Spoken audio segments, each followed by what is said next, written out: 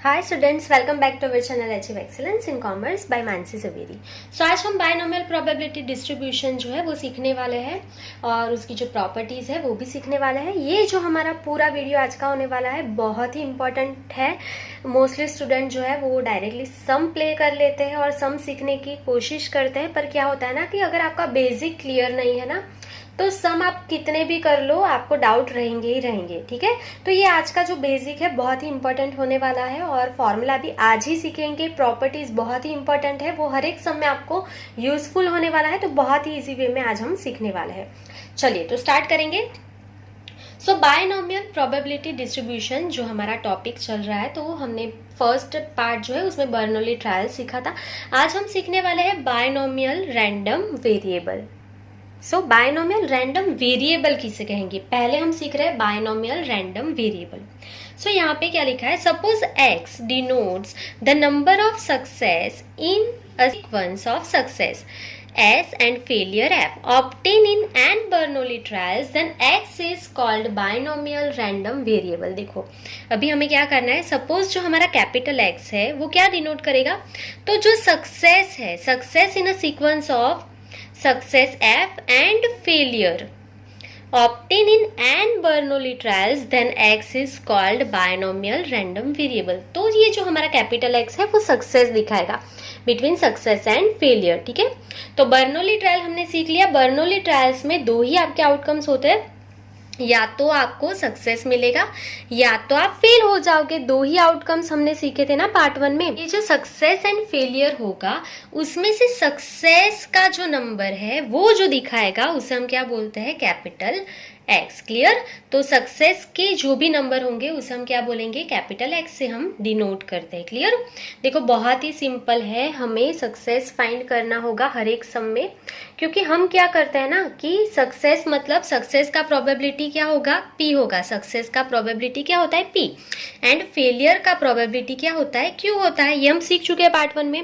अभी सक्सेस जो है, देखो टोटल नंबर आपको एन दिया होगा, टोटल नंबर सम में आपको दे दिया होगा एन, उसमें से सक्सेस जो है, देखो यहाँ पे सपोज आपको क्या दिया है, n इज इक्वल्स टू 10, आपके पास 10 बॉल है टोटल। ठीक है, अगर उसमें से देखो यहाँ पे हम थोड़ा लिख देते हैं कि सपोज रेड बॉल यहाँ पे उसमें से 5 है, व्हाइट बॉल यहाँ पे 3 है एंड ग्रीन बॉल है 2।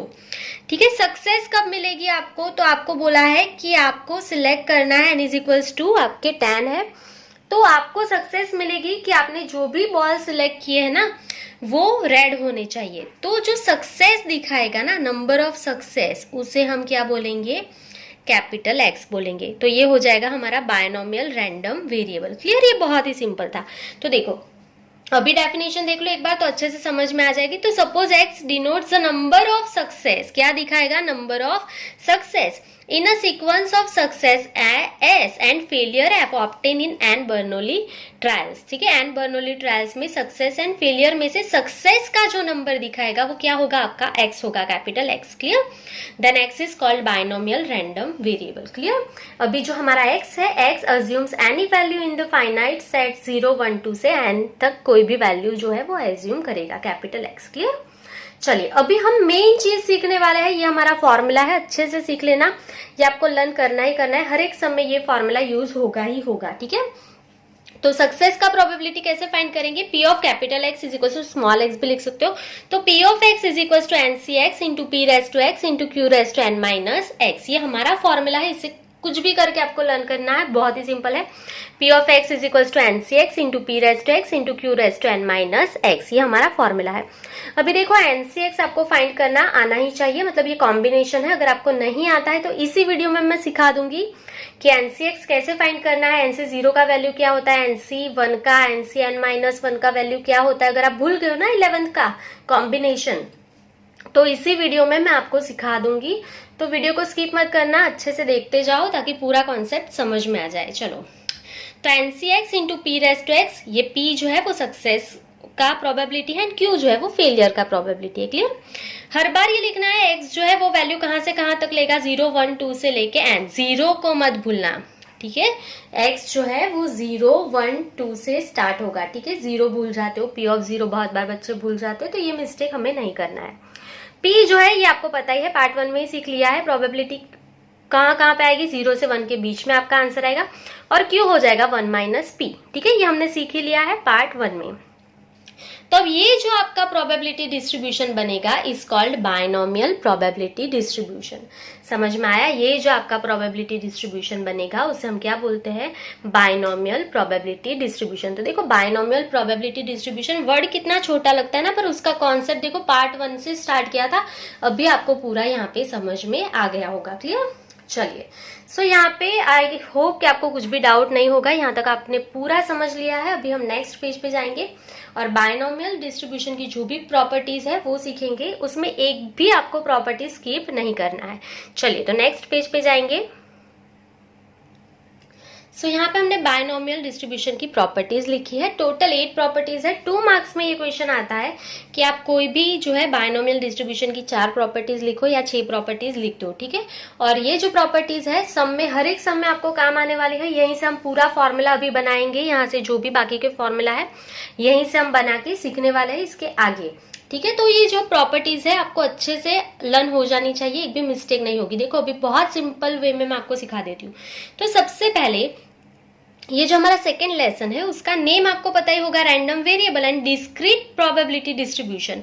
तो ये बायनोमियल डिस्ट्रीब्यूशन भी क्या है, डिस्क्रीट डिस्ट्रीब्यूशन है। सबसे पहली प्रॉपर्टीज तो लेसन के नेम में से ही आपको मिल जाती है, बहुत ही सिंपल थी। ठीक है, कि हम कौन सा लेसन सीख रहे हैं, random variable and discrete probability distribution, ये लेसन हम सीख रहे हैं। तो बायनोमियल डिस्ट्रीब्यूशन भी कौन सा है, डिस्क्रीट डिस्ट्रीब्यूशन है। क्लियर? पहली प्रॉपर्टीज तो बहुत ही सिंपल थी। अभी मोस्टली जो एमसीक्यू में आते हैं, अगर आपने गाला एंड मार्वल के पेपर सॉल्व कर लिए हैं तो आपको पता होगा कि बायनोमियल डिस्ट्रीब्यूशन जो है उसके पैरामीटर्स कौन से वो लिखने होंगे आपको। तो उसके पैरामीटर्स कौन से है, एन एंड पी। क्लियर? तो एन एंड पी जो है वो उसके पैरामीटर्स है, पी मतलब सक्सेस की प्रोबेबिलिटी। क्लियर? चलिए, अभी उसका जो मीन है, ये जो डिस्ट्रीब्यूशन है उसका मीन जो है वो एनपी है। समझ में? अभी देखो मैं धीरे धीरे आपको सम के तरफ भी लेके जा रही हूँ, क्योंकि ये जो हमारा वीडियो है वो लास्ट हमारा थियोरिकल होगा, इसके बाद हम डायरेक्टली सम स्टार्ट करने वाले हैं। तो मैं धीरे धीरे आपको सम के लिए भी सिखा रही हूँ, समझो। मीन फाइंड करना है ऐसा बोला है, तो हमें एनपी फाइंड करना है। मतलब करना कुछ भी नहीं है, अगर आपके पास एन है पी है दोनों है तो सिर्फ एन इंटू पी कर दो तो मीन मिल जाएगा। बहुत ही सिंपल है ना। Which denotes average or expected number of success in n Bernoulli trials। अभी देखो क्वेश्चन में लेके जाती हूँ मैं आपको। तो जब भी आपको क्वेश्चन में बोला होगा कि एवरेज फाइंड करो, ठीक है, तो उसका मतलब आपको मीन फाइंड करना है। तो मोस्टली ना क्वेश्चन में क्या दिया होगा, एक्सपेक्टेड नंबर फाइंड करो। ठीक है, एक्सपेक्टेड नंबर ऑफ जो भी क्वेश्चन में रहेगा उसका एक्सपेक्टेड नंबर फाइंड करो, ये बोला होगा था। बच्चों को पता ही नहीं चलता है कि फाइंड क्या करना है। तो एक्सपेक्टेड नंबर मतलब आपको मीन फाइंड करना है, बहुत ही सिंपल है। एन होगा, पी होगा ही होगा आपके पास, लास्ट में सिर्फ आपको मल्टीप्लाई कर देना है तो एक्सपेक्टेड नंबर आपको मिल जाएगा। समझ में आई बात? बहुत ही सिंपल है, मिस्टेक मत करना। चलो, तो ये हो गया मीन, उसका क्या होता है, एनपी। पैरामीटर्स क्या होते हैं, एन एंड पी। क्लियर? मैं रिपीट करती जाती हूँ ताकि आपको जल्दी जल्दी लर्न हो जाए। चलिए, उसका जो वेरिएंस है वो होगा एनपीक्यू। तो मतलब आपको वेरिएंस फाइंड करना है तो आपको एन चाहिए, पी चाहिए, क्यू चाहिए, तीनों का मल्टीप्लाई कर दो तो मिल गया वेरिएंस। और अगर आपको उसका स्टैंडर्ड डिवीजन चाहिए तो आपको पता ही है, आप रूट में लिख दो, root n p q standard division. Clear? तो बहुत ही सिंपल है, ये हम 11 से स्टेटिस्टिक्स में सीखते आ रहे। स्टैंडर्ड डिवीजन मतलब रूट कर दो, वेरिएंस मतलब रूट निकाल दो। ठीक है, वेरिएंस मतलब स्क्वायर हो जाएगा इसका। क्लियर?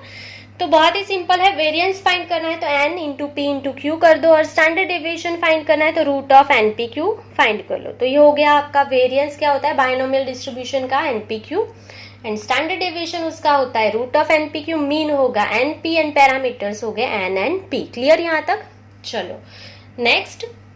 अभी बहुत बार ना एमसीक्यू में मोस्टली ये क्वेश्चन रिपीट होते जाता है, एग्जाम में बहुत बार आता है। देखो कौन सा क्वेश्चन है, तो बायनोमियल डिस्ट्रीब्यूशन जो होता है ना उसमें mean is always greater then the variance. Her bar learn रखना है, mean is always greater than variance. इसका मतलब क्या है, मीन क्या होगा हमारा, मीन मतलब NP, NP is always greater than variance. Variance मतलब क्या, एनपीक्यू।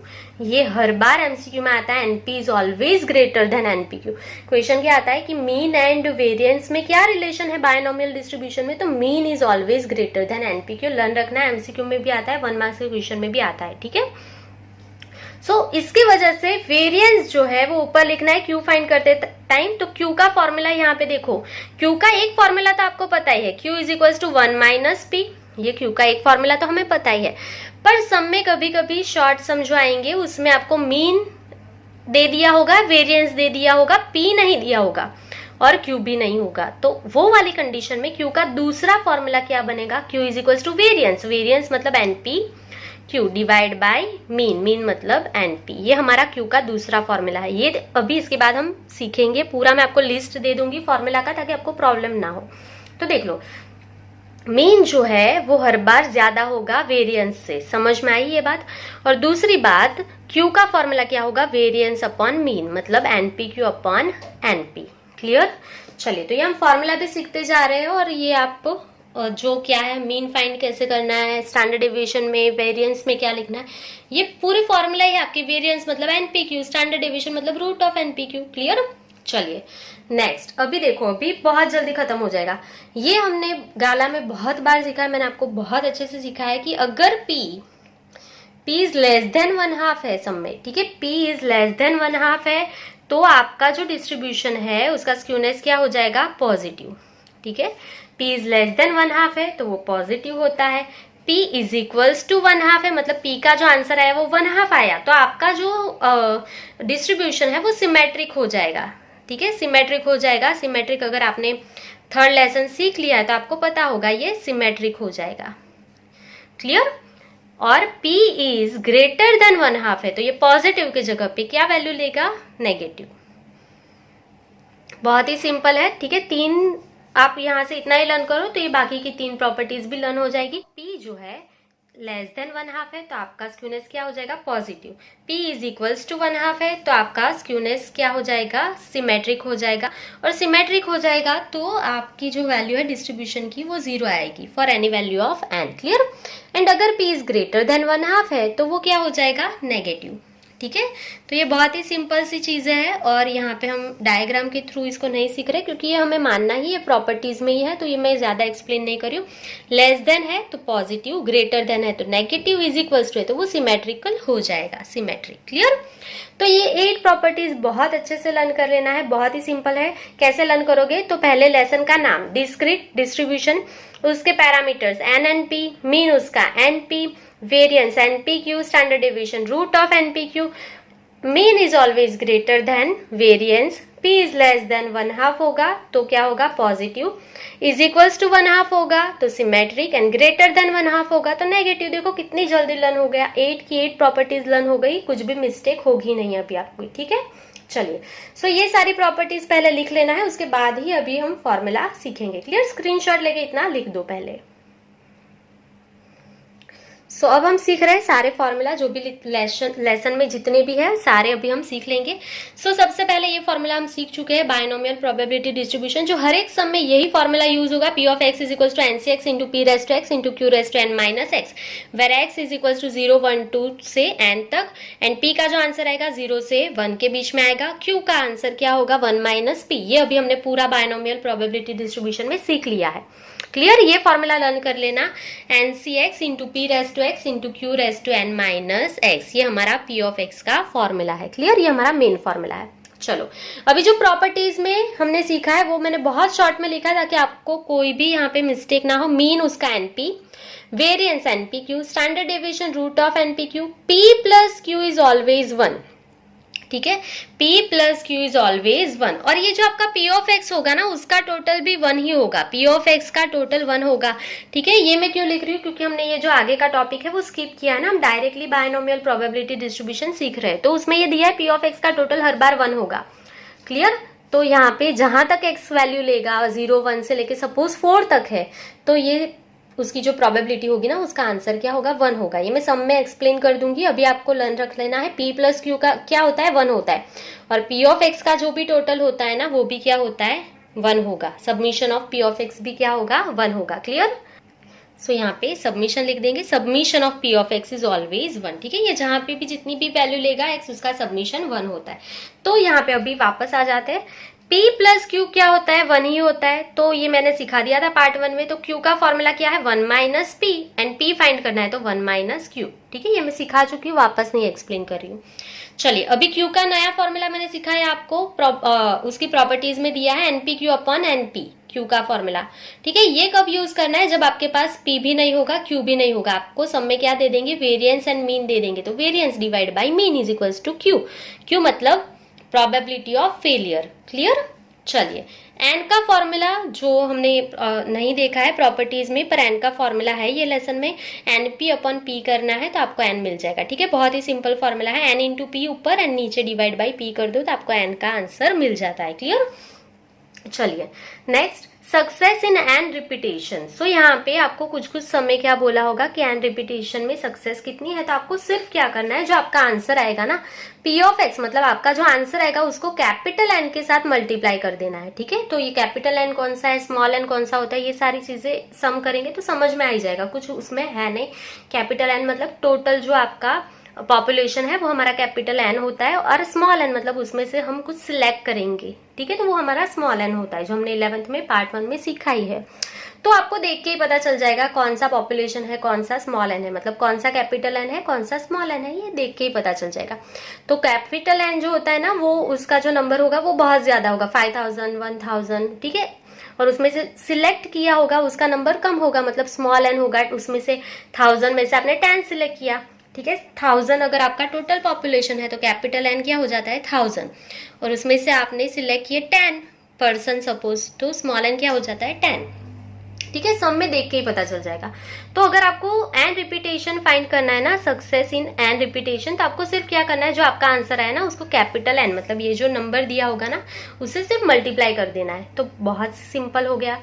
तो बस इतना ही फॉर्मूला है। अभी ये जो लिखा है वो 11th का लिखा है मैंने, जो लोग भूल गए हैं NCX फाइंड करना ना, जो लोग भूल गए उसके लिए यहाँ पे मैंने लिखा है, और मैं सिखा देती हूँ NCX, जिनको नहीं पता है, जो भूल गए ना उनके लिए वापस से NCX सिखा देती हूँ। तो देखो, NC0 का आंसर 1 होता है, NCN का आंसर 1 होता है। ठीक है, NC1 का आंसर N होगा, NCN माइनस 1 का आंसर N होता है। ये हमने 11th में सीखा था। अगर आप भूल गए तो देखो, थोड़े एग्जाम्पल ले लेते हैं। NCX, तो यहाँ पे सपोज आपको फाइंड करना है 5C2। ठीक है, तो शॉर्टकट में कैसे फाइंड करते हैं, 5C2 की वैल्यू चाहिए, बहुत अच्छे से सीख लेना। 5 से स्टार्ट करना है, 2 प्लेस तक जाना है। ठीक है, 5 के बाद क्या आएगा, 4, तो ये पहला ये दूसरा, 2 प्लेस हो गए।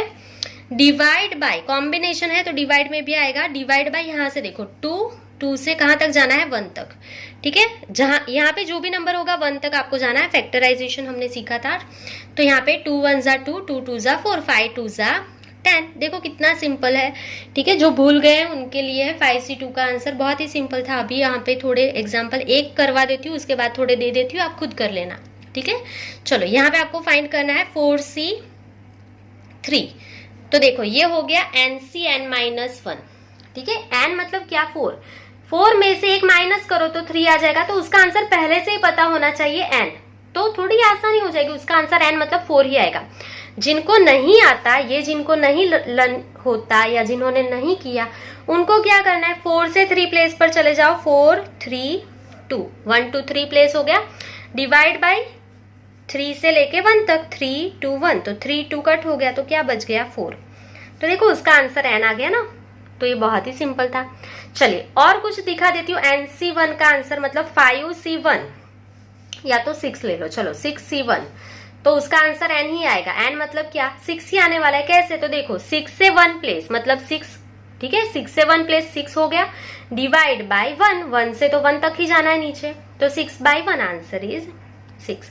तो NC1 का आंसर हर बार क्या आता है, N ही आता है। चलो अभी ये सीखते हैं, NCN का आंसर 1 हो जाएगा, मतलब 7C7 का आंसर क्या हो जाता है, 1। कैसे, तो 7 से लेके 7 प्लेस पर जाएंगे, 7 6 5 4 3 2 1। 7 से लेके हम कहाँ तक गए, 7 प्लेस पर, 1 2 3 4 5 6 7 प्लेस हो गए। डिवाइड बाय 7 से लेके 1 तक जाना है अगेन, 7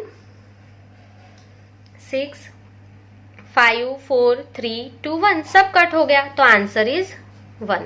सब कट हो गया, आंसर इज 1। और ये अच्छे से लर्न रखना, यहाँ पे मिस्टेक मत करना, NC0 का आंसर 1 होता है, मतलब 8C0, 8 से कहीं पे भी नहीं जाना है, 8 से 0 प्लेस पे जाना है, कहीं पे भी नहीं जाना है, तो आंसर इज 1। यहाँ पे बहुत बच्चे मिस्टेक करते हैं ना, ये मत भूलना, NC0 का आंसर हर बार क्या होता है, 1। समझ में आ गई बात? बहुत ही सिंपल था, मैंने सारे सिखा दिए, यहाँ पे जितने भी लिखे हैं वो कैसे आए वो भी दिखा दिया। और एक एग्जाम्पल यहाँ पे लिखा है कुछ और, अगर आपको फाइंड करना है 7C3 तो फाइंड कर सकते हो, 7 × 6 × 5, 3 प्लेस पर चले जाना है 7 से, डिवाइड बाई 3 से लेके 1 तक जाना है, 3 2 1 कट कर दो, 3 2 = 6, 2 2 कट हो जाए, 5 = 35, आंसर इज 35। तो बहुत ही सिंपल था, ठीक है। अगर आप भूल गए हो तो थोड़ी प्रैक्टिस कर लेना, ऐसे कुछ भी आप ले सकते हो, यहाँ पे n और यहाँ पे x की वैल्यू कुछ भी ले लो और फाइंड करते जाओ, बहुत ही सिंपल है। चलो आई गेस आपको कॉम्बिनेशन में कुछ भी डाउट नहीं होगा, क्योंकि ये कॉम्बिनेशन आना चाहिए तो ही आप यहाँ पे वैल्यूज फाइंड कर पाओगे NC/X की। अगर ये ही गलत हो गई तो फिर P and Q राइट होगा, तो ये पूरा रॉन्ग ही हो जाएगा आपका फॉर्मूला में वैल्यू, अगर NC/X रॉन्ग है तो पूरा रॉन्ग ही हो जाएगा।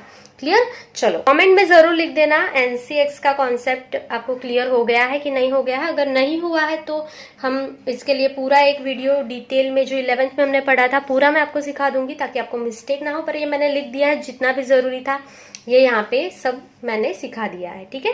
चलो फिर भी कुछ भी डाउट होता है तो कमेंट सेक्शन में कमेंट कर देना। अगर समझ में आ गया है पूरा वीडियो तो भी कमेंट में कमेंट करके जरूर लिख देना। चलो तो आज के लिए बस इतना ही। Thank you for watching, keep learning, take care.